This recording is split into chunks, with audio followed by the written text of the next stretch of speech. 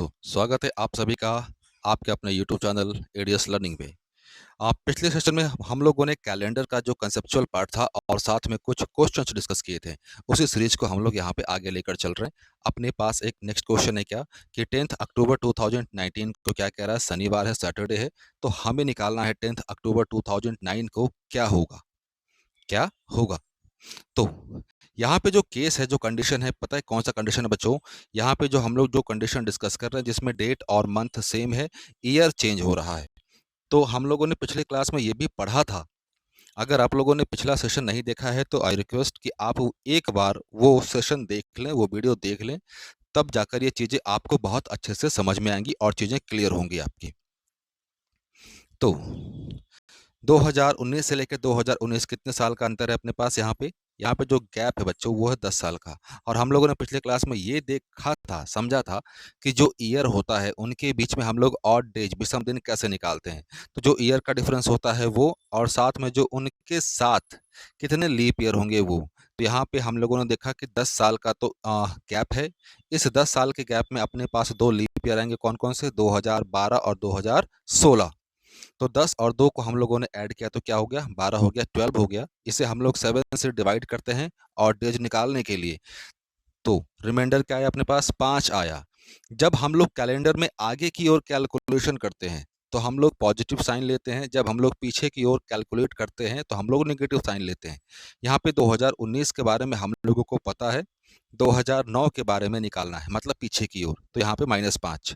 हम -5 ना लेकर +2 ले सकते हैं, क्योंकि जो ऑड डेज का सम होता है टोटल हमें 7 चाहिए। तो -5 हो जाए, +2 हो जाए, या फिर -6 हो जाए, तो उसके जगह -6 ना जाकर हम लोग +1 जा सकते हैं। दोनों चीज़ें सेम ही होंगी। तो सैटरडे गिवन था अपने पास, सैटरडे +2, तो क्या होगा? संडे और मंडे। तो हमारा वैल्यू, हमारा आंसर बच्चों क्या? मंडे होगा। अगले क्वेश्चन पे चलें। क्वेश्चन नंबर 13 है अपने पास क्या कि 20 फरवरी 20 फरवरी 2004 को संडे है और 20 फरवरी 2020 को हमें बताना है कि क्या होगा। तो 2004 से 2020 के बीच 16 साल का गैप है, 16 ईयर्स का गैप है बच्चों। तो ऑड डेज निकालें विषम दिन, तो ये 16 हो गए। इस 16 वर्ष में कितने होंगे लीप ईयर? तो 4 होंगे। कौन कौन से? 2004, 8, 12 और 16। तो 16 और 4 मिलके क्या हो गए? 20। इस 20 को हम लोगों ने 7 से भाग दिया। 7 से भाग दिया तो रिमाइंडर शेषफल अपने पास 6 आया। तो हम लोग +6 ना जाकर हम लोग -1 चले जाएंगे। बातें बराबर है, वही चीज़ें होंगी। तो संडे में +6 ऐड करें या संडे में -1 ऐड करें तो चीज़ें सेम ही होंगी, अपनी वैल्यू सेम ही आएंगी। तो सैटरडे हमारा वैल्यू हो गया, आंसर हो गया। अब यहाँ पे कुछ नोट दिया हुआ है, वो नोट क्या है वो पढ़ते हैं, समझने की कोशिश करेंगे। जिस अधिवर्ष लीप ईयर की 29 फरवरी का प्रयोग हमारे प्रश्न में होगा, केवल उसी अधिवर्षों की ही गिनती में शामिल करेंगे। मतलब कहने का ये है, जो फरवरी होता है, जो टोटल जो डिफरेंस आएगा थोड़ा बहुत, वो फरवरी के महीने के कारण आएगा। वो भी क्यों? 29 फरवरी के कारण। जिस क्वेश्चन में हम लोगों ने 29 फरवरी का इस्तेमाल किया है, वैसे वर्ष को हम लोग लीप ईयर में शामिल करेंगे, नहीं तो नहीं करेंगे। चलें अगले क्वेश्चन की ओर। अगला क्वेश्चन है बच्चों अपना पास 14 नंबर क्वेश्चन है। क्या कह रहा है कि 20 मार्च 2024 को अपने पास संडे है, तो 20 मार्च 2012 को क्या होगा? तो 2024 से 12 का डिफरेंस है बच्चों अपने पास, कितने साल का? 12 साल का डिफरेंस है। इस 12 साल में अपने पास जो लीप ईयर होंगे वो कितने होंगे? 3 होंगे। 3 लीप ईयर कौन कौन से? 2016, 20 और 24। तो 12 3 मिलकर क्या बना दिए? 15। 15 को हम लोगों ने 7 से भाग दिया तो अपने पास शेषफल 1 आया। और इस कैलेंडर में हम लोग पीछे की ओर जा रहे हैं, तो पीछे की ओर जा रहे हैं तो बच्चों क्या लेंगे? माइनस लेंगे। माइनस लेंगे, हम लोग माइनस लेंगे। जब हम लोग माइनस लेंगे तो पीछे की ओर, तो संडे में से -1 किया तो अपने पास सैटरडे। चले आगे की ओर बच्चों। नेक्स्ट क्वेश्चन है अपने पास क्वेश्चन नंबर 15। क्वेश्चन नंबर 15 ये कह रहा है कि 10 अगस्त 2020 को मंडे है, तो 10 अगस्त 2009 को क्या होगा? मंडे +0, वो देखते हैं, बात की बात है। तो ये 2020 से लेकर 2009 के बीच कितने साल का गैप है? 11 साल का गैप है। 11 साल का गैप है। और इस 11 साल में 11 वर्ष में अपने पास 11 वर्ष में अपने पास कितने 11 वर्ष में अपने पास कितने आएंगे लीप ईयर? तो 2012, 2016 और 2020। तो 11 3 मिलकर ऐड किए तो कितना हो गया अपने पास? 14 हो गया। इस 14 को 7 से भाग दिया तो शेषफल कितना अपने पास? 0। तो यही अपना ऑड डेज हो गया। तो मंडे प्लस 0 क्या होगा? मंडे होगा। आगे चले बच्चों, अगला है जो सिचुएशन है अपने पास, वो केस नंबर 2 है। इस केस नंबर 2 में कंडीशन क्या होती है कि जो ईयर है, जो वर्ष है, वो सेम होगा और डेट और मंथ क्या होंगे? अलग अलग होंगे। इसमें जो ऑड डेज का कैलकुलेशन होगा, ऑड डेज मतलब विषम दिन का जो कैलकुलेशन होगा, वो दिन और महीनों के लिए करेंगे, क्योंकि इसमें ईयर तो सेम ही है। चलते हैं क्वेश्चन के थ्रू चीज़ों को समझने की कोशिश करेंगे हम लोग। क्वेश्चन नंबर 16 है अपने पास कि 30 अप्रैल 2004 को शनिवार है, सैटरडे है। हम लोगों से पूछ रहा है कि 25 जनवरी 2004 को क्या होगा। तो ध्यान देना, 25 जनवरी 2004 को क्या होगा। अब ध्यान दीजिए, यहाँ पे जो समझने वाली बात क्या कि ये जो 2004 है, ये तो सेम है। हमें कैलकुलेशन जो करना है केवल और केवल इस डे के लिए और मंथ के लिए। तो अप्रैल और जनवरी में जो पहले जो महीना आएगा, हम लोग वहां से शुरू करेंगे। तो जनवरी हो गया, फरवरी, मार्च और अप्रैल। क्लियर है? अब देखिए, क्वेश्चन में कुछ भी पूछ रहा हो, जो सीक्वेंस है उसे हम सीक्वेंस को ही लेकर चलेंगे। उस सीक्वेंस को ही लेकर चलेंगे, जनवरी से कैलकुलेट करना सीखेंगे। जब जनवरी को हम लोगों ने पहले लिख दिया इधर, जब जनवरी को हम लोगों ने पहले इधर लिख दिया, जनवरी को इधर लिख दिया, तो जनवरी में जो यहाँ पे जो पहले मंथ में जो भी लिखेंगे, यहाँ पे लिखना है बच्चों शेष बचे हुए दिन, कि कितने दिन बचे हुए अपने पास, वो देखना है। कितने दिन बचे हुए हैं अपने पास, वो देखना है। और जो लास्ट में जो भी मंथ आएगा, वहाँ पे जो दी गई डेट है, हम लोग वो लिखेंगे। तो जनवरी की बात करें 25 जनवरी तक, तो जनवरी अपने पास 31 दिनों का होता है, तो बचा कितना? 6 दिन बचे। 6 दिन बचे। अब फरवरी की बात करें, फरवरी 2004 का इस्तेमाल कर रहे हैं हम लोग, तो वो लीप ईयर है और उसमें फरवरी 29 दिनों का होगा। फिर मार्च 31 दिनों का होता है। अप्रैल में कहाँ तक जाना है हम लोगों को? 30 तक जाना है। तो 6 को 6 से, फिर 29 को 7 से भाग दिए तो अपना शेषफल कितना होगा? 1 होगा। 31 को 7 से भाग दोगे तो शेषफल 3 आएगा। जब 30 को 7 से भाग दोगे तो शेषफल अपना 2 आएगा। ये सब हम लोगों ने क्या कैलकुलेट किया है? हम लोगों ने ये सब ऑड डेज कैलकुलेट किया है, विषम दिन कैलकुलेट किया है। सभी को एक साथ जोड़ते हैं बच्चों।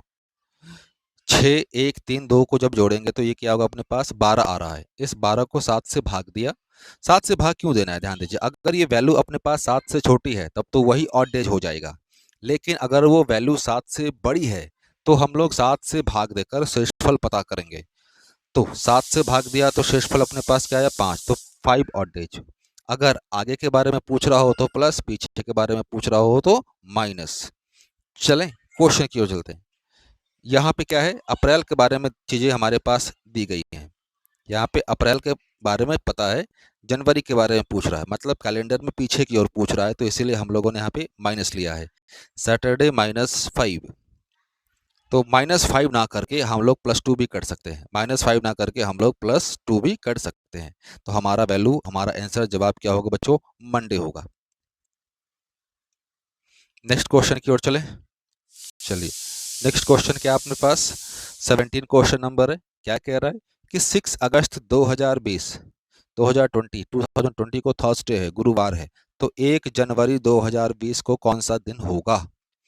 तो जनवरी से अगस्त तक जाना है। अब ध्यान दीजिए, चाहे वो पहले का पूछ रहा हो, चाहे वो बाद का पूछ रहा हो, जो मंथ का सीक्वेंस है हम लोग उसी सीक्वेंस को लेकर चलेंगे। जो मंथ में पहले आएगा उसमें हम लोग लिखेंगे शेष बचे हुए दिन। बाद में क्या लिखेंगे? जो दी गई वैल्यू है। तो जनवरी, फरवरी, मार्च, अप्रैल, मई, जून, जुलाई, अगस्त। जनवरी होता है बच्चों 31 दिन का, 1 तारीख हो गया है, इस्तेमाल कर लिया है, तो बचे कितने? 30 दिन। फरवरी में 29। फरवरी में 29 क्यों? क्योंकि 2020 की बात हो रही है, 2020 लीप ईयर है और फरवरी का इस्तेमाल कर रहे हैं हम लोग। तो 29, ये 31, ये 30, 31, 30, 31, अगस्त की बात करते हैं। अब अगस्त की बात करते हैं। अगस्त में कहाँ दिया हुआ है? 6 अगस्त, तो 6 वैल्यू ले लिया। 7 से भाग देने पर हमारे पास ऑड डेज आएंगे, तो हमने सारे वैल्यू में 7 से भाग दिया, तो यहाँ पे 2 आया, 1 आया, 3 आया, 2, 3, 2, 3, 6। टोटल सभी को ऐड करने पे अपने पास 50 आई, जिस पे हम लोगों ने फिर से 7 से भाग दिया, तो भाग देने पे हमारे पास ऑड डेज आया 1। आगे के बारे में पूछ रहा हो तो प्लस, पीछे के बारे में पूछ रहा हो तो माइनस। यहाँ पे अगस्त के बारे में जानकारी दी गई है, जनवरी के बारे में पूछ रहा है, मतलब पीछे की ओर पूछ रहा है, तो हम लोग यहाँ पे माइनस करेंगे, -1 आएगा। थर्सडे -1 क्या होगा? वेडनेसडे, बुधवार।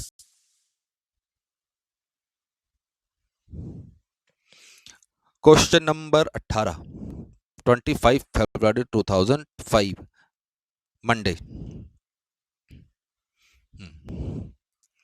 तो फरवरी और मार्च, फरवरी में हम लोगों ने 25 तक इस्तेमाल कर लिया है, बचे कितने दिन? 3 दिन। मार्च में 25 तक, सॉरी मार्च में 25 तक जा रहे हैं, तो 25 और 3 मिलके क्या बन गए? 28। 28 को 7 से भाग दिया तो अपने पास रिमाइंडर कितना आएगा? 0। तो विषम दिन और डेज कितना हो गए? 0 हो गए। तो मंडे प्लस 0 मिलके क्या बनाएगा? मंडे बनाएगा। अब बच्चे ये क्वेश्चन है, इस क्वेश्चन का मैं ये आपसे ये कहूँगा कि आप स्क्रीनशॉट ले लो और अटेम्प्ट करो। अगर नहीं बनता है तो कोई बात नहीं, सॉल्यूशन है अपने पास। तो ये एक क्वेश्चन का स्क्रीनशॉट ले लो। अब आते हैं बच्चों केस नंबर 3 पे। केस नंबर 3, केस नंबर 3 क्या कह रहा है कि इसमें सब चीज अलग अलग होंगे, डेट भी अलग होगा, मंथ भी अलग, ईयर भी अलग, सब अलग अलग होंगे। समझते हैं। ये एक्स्ट्रा कुछ नहीं है, जो केस 1 में हम लोगों ने पढ़ा है और केस 2 में पढ़ा है, उन दोनों का कॉम्बिनेशन है ये। चलिए, 15 अगस्त 2003, 15 अगस्त 2003 के बारे में कह रहा है कि संडे है उस दिन, तो हमें 28 मई 2015 के बारे में बताना है क्या होगा। पहले हम लोग कैलकुलेशन कर रहे हैं बच्चों वर्ष वाला। 2003 से 15 कितने साल का गैप है? 2003 से 15 12 साल का गैप है। इस 12 साल में कितने लीप ईयर होंगे अपने पास? 3 लीप ईयर होंगे। कौन कौन से? 2004, 8 और 12। तो ये 12 3 मिलकर क्या बन गया? 15। 15 को 7 से फिर भाग दिया तो अपने पास रिमाइंडर शेषफल 1 आया। अब चीज समझना जरा, 2003 के बारे में पता है, 2015 के बारे में पूछ रहा है, तो यहाँ पे जो 1 आया है इसके यहाँ पे हम लोग प्लस करेंगे, क्योंकि पीछे के बारे में पता है, आगे के बारे में पूछ रहा है, तो हम लोग यहाँ पे +1 करेंगे। अब कैलकुलेट करते हैं डेट और मंथ वाला, डेट और मंथ वाला। चलें मई से अगस्त तक, तो मई से शुरू करें, मई, जून, जुलाई, अगस्त। जो मंथ पहले आता है उसमें हम लोग लिखते हैं शेष बचे हुए दिन, शेष बचे हुए दिन लिखते हैं। मई में हम लोगों ने 28 दिन इस्तेमाल कर लिया, तो बचे कितने? 3 दिन बचे। जून 30 दिन का होता है, जुलाई 31 दिन का होता है, अगस्त की बात करें 15 अगस्त तक हमें जाना है, 15 अगस्त तक। सभी को 7 से भाग दिया तो ये 3 का 3 रह गया, 30 को भी 7 से भाग दिए। तो सभी को भाग देने पर जो अपने पास ऑडेज आया, 3 आया, 2 आया, 3, 1, इन सभी को ऐड किया तो अपने पास 9।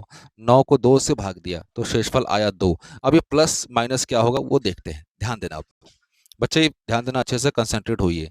अगस्त के बारे में पता है, मई के बारे में पूछ रहा है, इसका मतलब हम पीछे जा रहे हैं। अब ईयर का कैलकुलेशन हम लोगों ने पहले कर लिया है, तो पीछे जा रहे हैं, तो ऑड डेज हम लोग माइनस लेंगे, ऑड डेज हम लोग माइनस लेंगे, और इसीलिए हम लोगों ने यहाँ पे ऑड डेज माइनस लिया है। चले आगे चलते हैं। यहाँ पे ध्यान देना बच्चों, यहाँ पे ये ईयर का कैलकुलेशन था, यहाँ पे +1 आया, यहाँ पे -2 आया। इन दोनों को ऐड करें, इन दोनों को जब ऐड करेंगे तो अपने पास कंबाइंड ऑड डेज आएगा। तो -1 माइनस सॉरी +1 -2 मिलके क्या बनाया? -1। तो -1 इसका मतलब हमें दिए गए वैल्यू में माइनस करना है। तो अपने पास वैल्यू क्या दिया था?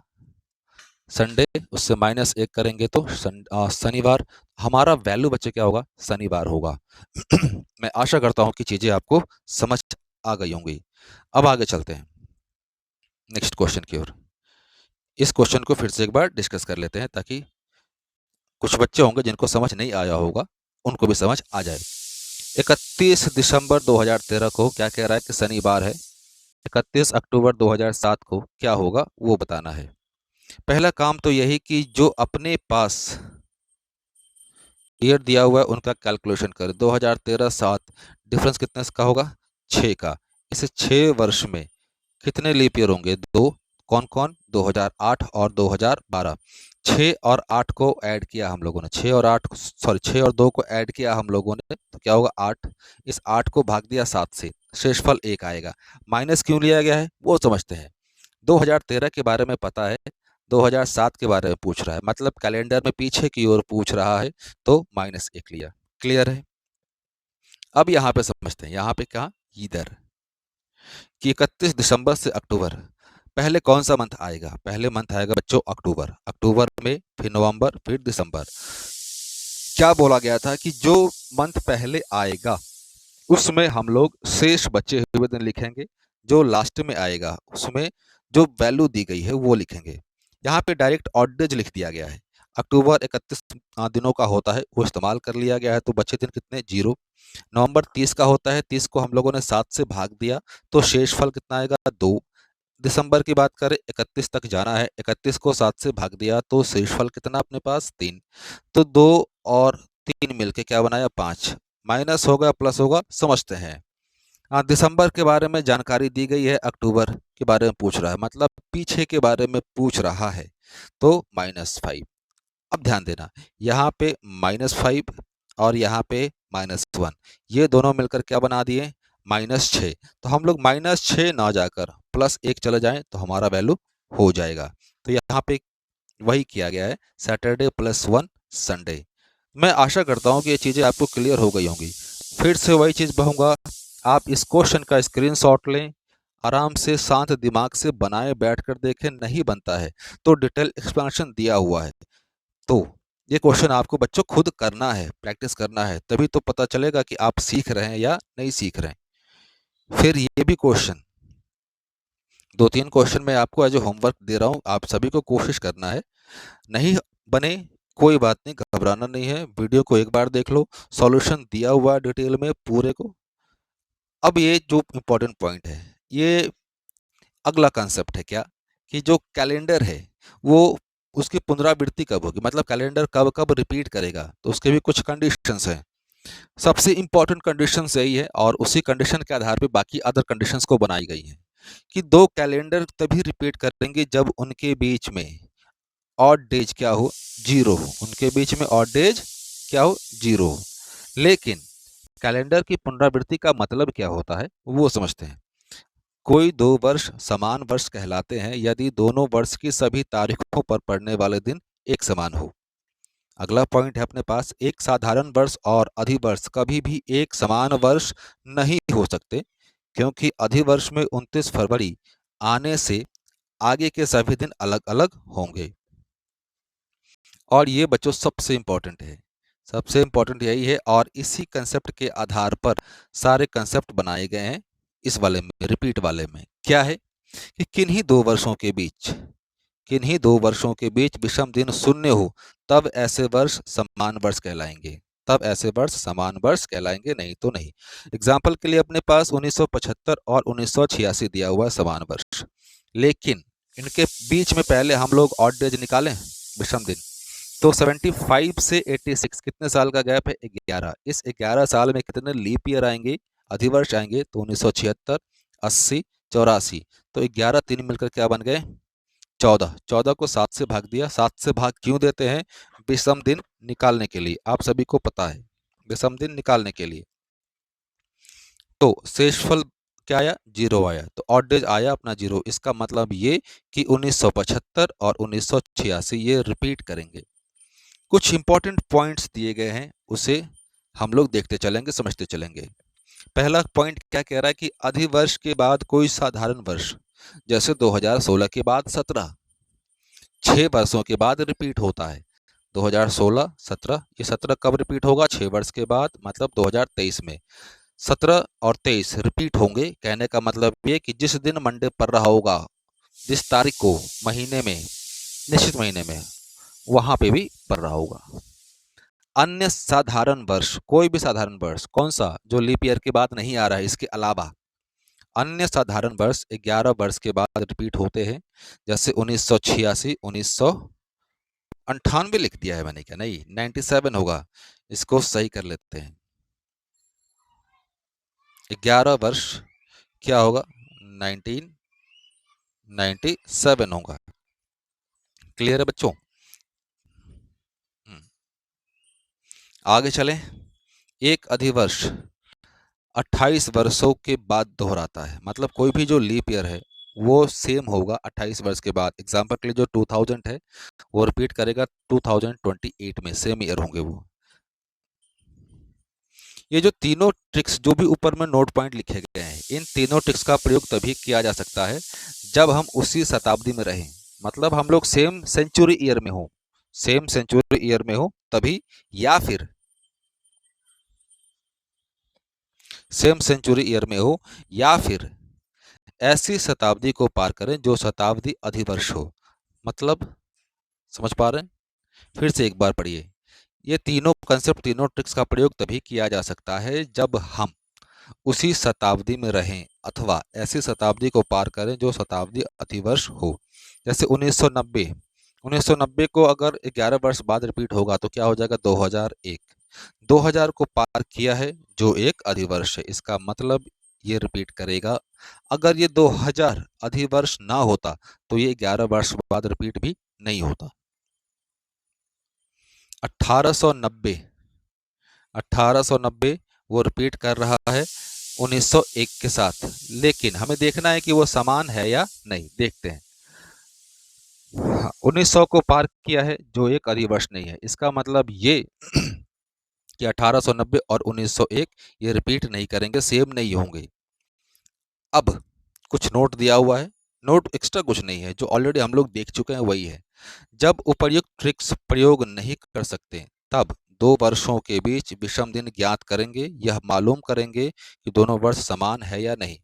विषम दिन ज्ञात करेंगे। अगर ऑड डेज विषम दिन 0 हो गया तो वो दोनों वर्ष समान होंगे। तो बच्चों आज के लिए इतना काफ़ी है, लेकिन बच्चों एक रिक्वेस्ट है आप सभी से, इस वीडियो को ज़्यादा लाइक सब्सक्राइब कीजिए, थोड़ा सा अपना प्यार दीजिए, ताकि वही एक जरिया है जिसके कारण हम लोगों को मोटिवेशन मिलता है। तो बच्चे आज के लिए इतना काफ़ी है, मिलते हैं अगले क्लास में हम लोग।